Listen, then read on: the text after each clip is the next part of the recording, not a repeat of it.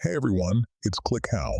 Today I'm going to show you how to reset ChatGPT's memory so it forgets everything it knows about you and starts fresh like day one.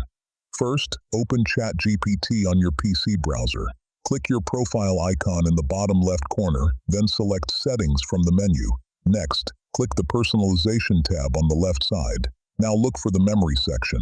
Click the Manage button. You'll see a list of everything ChatGPT remembers about you: your name, your job, your preferences, everything. To delete all of it at once, click the three dots icon in the top right corner of the Manage Memories window, then select Delete All. You manage your choice, and that's it. ChatGPT's memory is now completely empty, like you're meeting for the first time. One important thing to know: deleting a chat does not delete the memories saved from that chat. Memories in chat history are stored separately, so you have to delete them from this personalization page.